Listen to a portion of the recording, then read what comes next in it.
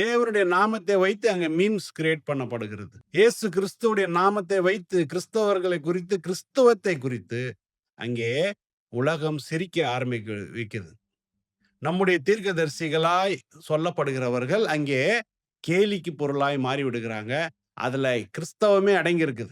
நாம அவங்கள பார்த்து சிரிக்கலாம். ஆனா அதுல தேவனுடைய நாமம் தூஷிக்கப்படுகிறது.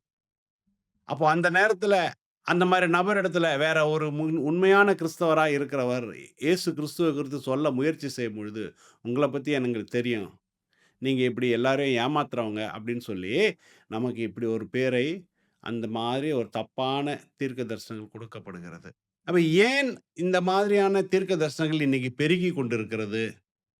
ஏன் மக்களுக்கு இந்த மாரியான தீர்க்க தரிசனங்கள சொல்லுகிறாங்க? அப்படின்னு நீங்க பார்த்தீங்கன்னா, மக்களிடையே இன்னைக்கு தேவனுடைய வார்த்தை என்றது வேத புஸ்தகம் என்பதை மறந்து, ஒரு மனிதன் அவர்களுடைய வாழ்க்கையை குறித்து ஏதாவது ஒண்ணு, அவர்களுடைய ஃபியூச்சரை குறித்து குறி சொல்லுகிறது போல, அவருடைய வாழ்க்கையை குறித்து எதையாவது ஒண்ணு சொன்னா தான் திருப்தி ஆகுறதாம்.